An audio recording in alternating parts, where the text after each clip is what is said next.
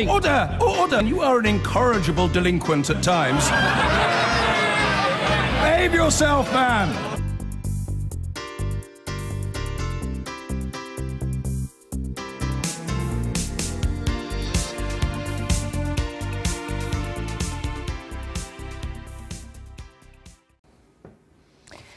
Police in Las Vegas say the gunman who shot 59 people, including himself, and injured over 500, had installed cameras in and around the hotel suite from where he carried out the killings.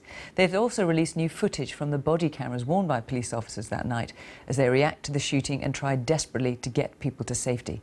Our correspondent Clive Myrie is in Las Vegas. And Clive, there have been developments regarding the gunman Stephen Paddock's girlfriend.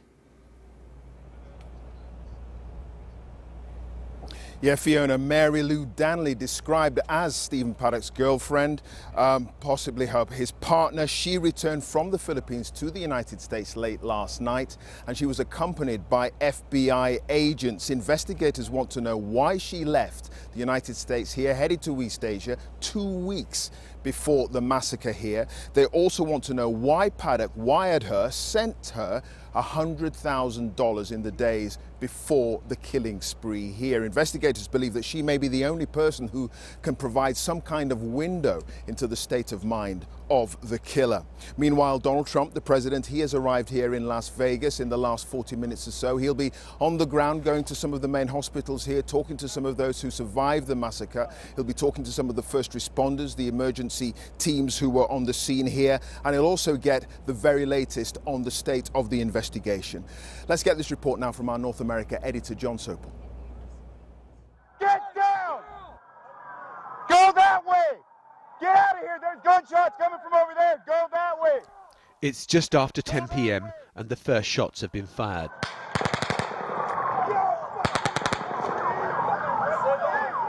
Police body cam images capture the panic that is starting to spread in the concert ground. Everybody stay down! Stay down! Where's it at? North of the Mandalay Bay. It's coming out of a window. Police are trying to identify the source of the firing. Everybody get down, get down, get down, get down. And to shepherd people to safety. But amid the terror, also the stories of survival and bravery. When we first ducked, we covered our heads as much as we could, and the boys in our group, there was 9 of us, and the boys in our group covered the girls and tried to get as wide as they could over our bodies, which I'm so thankful for. And every time the shooting would stop, which was for like 15 to 20 seconds in between rounds, we would run as fast as we could. As he left Washington, the president had this to say. Well, it's a very sad thing. We're going to pay our respects and to see the police, who have done really a fantastic job in a very short time. And yeah, they're learning a lot more, and that'll be announced at the appropriate time. It's a very, very sad day for me, personally. When President Trump arrives here at Police HQ later on, he'll be briefed on the latest on the investigation. He has called Paddock demented, and it's hard to argue with that judgment given what's happened. But he'll also learn that this was a most meticulously planned and executed attack by a man with a massive weaponry, all legally obtained. And there was an emotional appeal for tighter gun control from Gabby Giffords, the congresswoman who nearly died after being attacked by a gunman. Now is the time to come together, be responsible. Democrats, Republicans, everyone. We must never stop fighting. Fight, fight, fight. Okay. The president, who landed in Las Vegas a short time ago, will not engage in that debate. Not now. But what is his narrative to explain 59 dead, 500 injured in 11 minutes of mayhem? John Sopel, BBC News, Las Vegas. Well, America has sadly been here before, we all know that. The usual response from the gun control lobby is tighten the rules, make it more difficult for people to get their hands on guns. The gun lobby argues that the right to own a weapon is fundamental to the freedom of all citizens here. And anyway, you cannot legislate for an individual who decides he or she is going to run amok. Nevertheless, how do gun shop owners here in Las Vegas, across the country, how do they feel when they hear the news of a mass shooting? And also, just how difficult is it to get your hands on a weapon? I've been to try and find out. The right to bear arms in America comes from the Constitution that founded the nation. But how easy is it to get one? I want to buy a gun. I've come in off the street. What's the process? Do you know what you're looking for? I want a gun for self-defense. For self-defense? Protect my family in my home. Okay. How often do you plan to shoot this firearm? Only if there are bad guys around. So mainly once blue moon. I'm hoping never. This is the revolver. 357. Wow, that's big. Yeah. He'll check my ID and crucially contact the FBI to check out my background. Stephen Paddock, the Las Vegas mass murderer, his background checks were as clean as a whistle. You're selling killing machines? Technically, we're not selling killing machines. We're selling anything from sporting to self-defense, recreational to hunting. All right, now, what the maniac, the psycho behind the gun decides to do with it, that's not our intentions. I asked to see the most powerful weapon in the shop, and I trigger a visceral response from Andy, feelings ingrained in the soul of Middle America. But these look very military style. What would you use these for? Why would anyone buy one of those? If the government has it, then I should be able to have it. Is that the reasoning? It's one of them. That's one of the reasons why the Second Amendment was written. If the government has more powerful weapons than we do, then they can overthrow us. Distrust of federal power forged this nation, and today fires up the gun lobby. Like anyone, most gun shop owners were sickened by last Sunday's mass shootings, but they, like millions of Americans, believe these weapons are the only guarantee of freedom. No freedom, no life. Gun control advocates, beware. And we know exactly what you're trying to do is demonize us and the firearms and gun owners, and there's going to be a time when we can put our foot down, and I hope it's not anytime soon. Hope we never have to, but there will be a time that will come.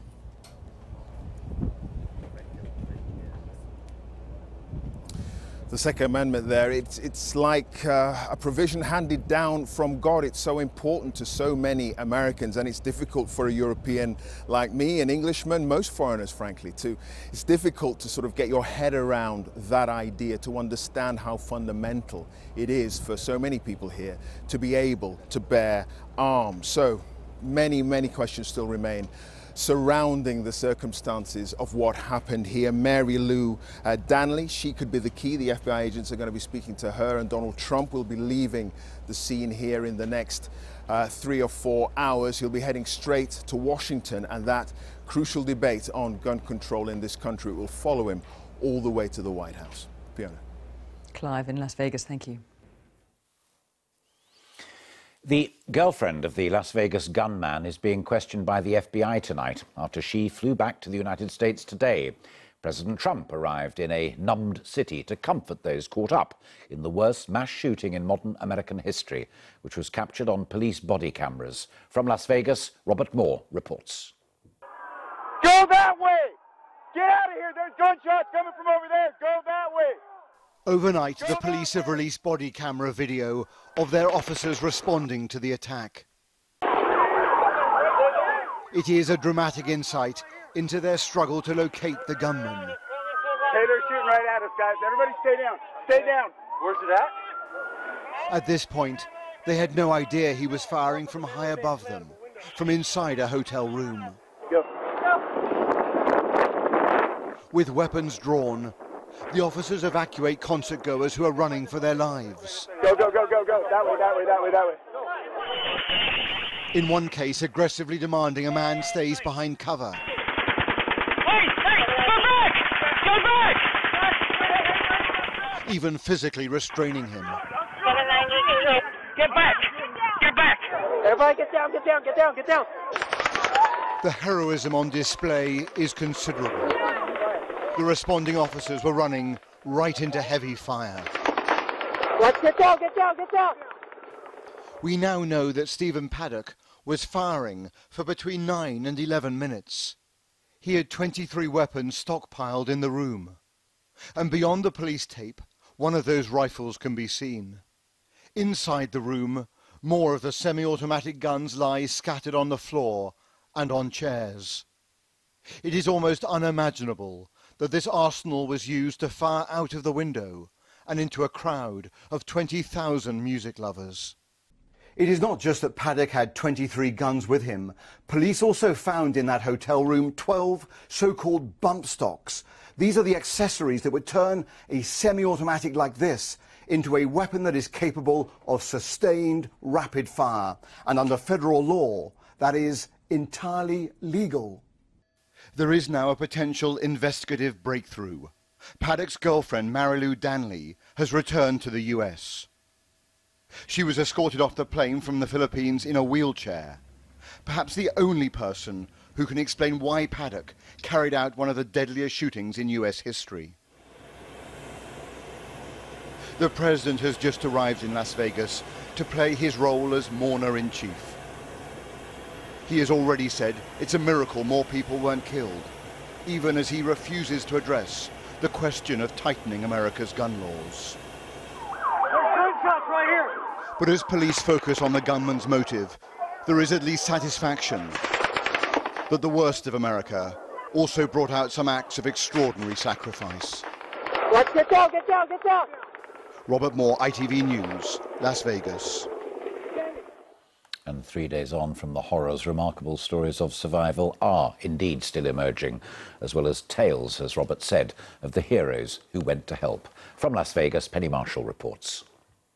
Heartbreaking details are now emerging about not only those who died in this tragedy, but about how they lost their lives. Charleston Hartfield was an off-duty police officer and youth football coach. Rosia Gwillan-Rocha had just had her fourth child, a baby boy, and was still on maternity leave. And Denise Berditas died in the arms of her high school sweetheart and husband Tony. Sonny Melton has left behind a widow who says half her heart died with him. Heather was at the concert with her new husband when the shooting started, and they tried to escape together. He wrapped his arms around my back, and as we started to run, I felt him get shot in the back, and we fell to the ground. At that point, there was still gunfire all around us. As I was giving him CPR, he began to bleed from his mouth, and I was just screaming for somebody to help me, and somebody finally did come help when the gunfire stopped. America as a nation may be feeling the trauma, but it's this city that's dealing with the reality and the pain. But survivors and friends Crystal and Amy, though, are determined to focus not on the man who tried to kill them, but on the Good Samaritan who tried to save them. He kind of just laid over the top of us, and he put his arms around Amy's head, and he just said, I've got you. We don't know who he is, and we don't know his name. We do know that he was shot. He did express that he was shot and that he was bleeding and that he didn't think he was going to make it. I think he's representative of everyone there at the festival that tried to do their part and to protect as many people as possible. Las Vegas is a place full of brash self-confidence, but today it feels bruised. As one mother of a traumatized daughter who was at the concert said, the children can't unsee what they have seen. What this student saw at the concert will stay with her for the rest of her life. But at least, unlike those she mourns, she still has the rest of her life ahead of her. Penny Marshall, ITV News, Las Vegas. Now, President Trump has arrived in Las Vegas to meet some of those caught up in Tuesday night's mass shooting that left 59 people dead and hundreds injured. Meanwhile, police investigating the gunman's motives are now questioning his girlfriend, who has arrived back from a trip to the Philippines. Kylie Morris is in Las Vegas. Kylie. Christian, this is a very short visit by the president. It's just over, it will only take over 3 hours. Already he has met, though, with survivors, with their families, with medical staff at one of the local hospitals. He drove by the Mandalay Bay Hotel on his way into town from the airport. Of course, he knows Las Vegas very well. He has a hotel here himself, and he's described it as personally a very sad day for him and emphasized that he wants to give full credit to first responders. I think it's unlikely, there's no public event scheduled, no press conference scheduled in that sense, so it's unlikely we will hear him speak to the politics of this, talk about guns at all.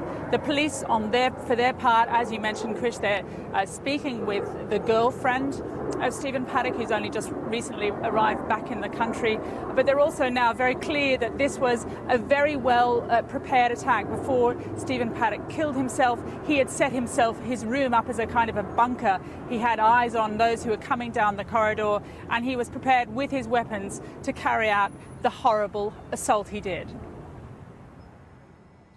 The festival grounds are frozen in time. Folding chairs abandoned, clothing, blankets, purses, all the paraphernalia of an outdoor concert, a night of fun in the making. Investigators walked slowly where thousands ran for their lives, seeking cover as Stephen Paddock launched his deadly onslaught from above.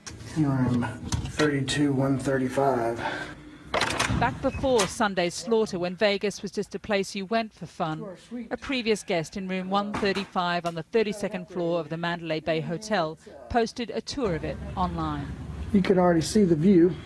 The perspective is bitterly clear over the festival grounds, where Stephen Paddock aimed bursts of gunfire at thousands of concert-goers, choosing, police say, from an array of modified assault weapons.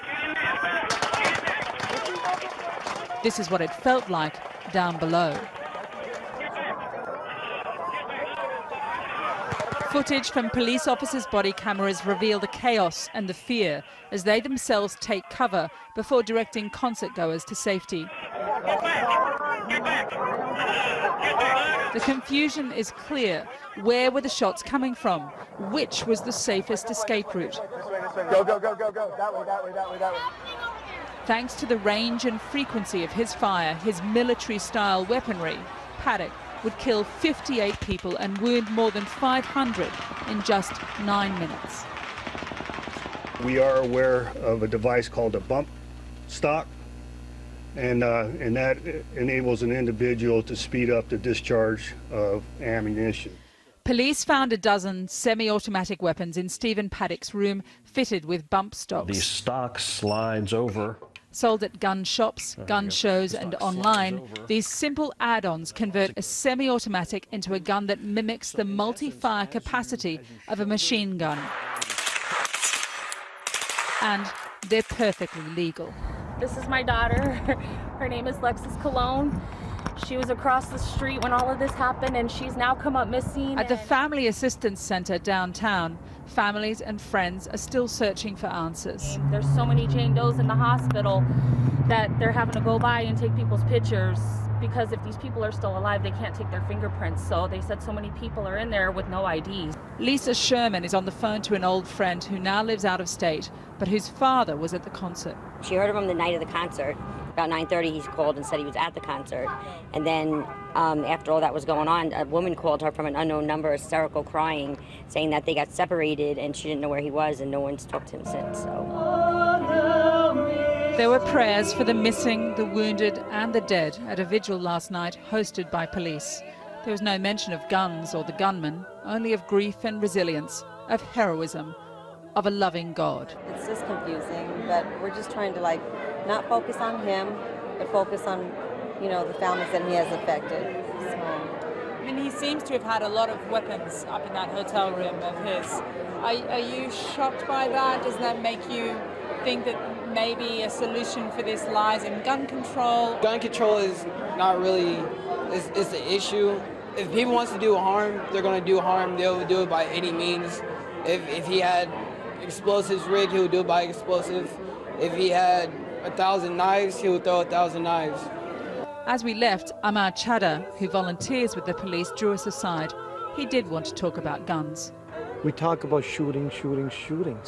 We never talk about what's the problem, what's the cause of this thing, which is gun. Every mass shooting, the issue is the gun, and we don't know when we're going to talk about this in this country.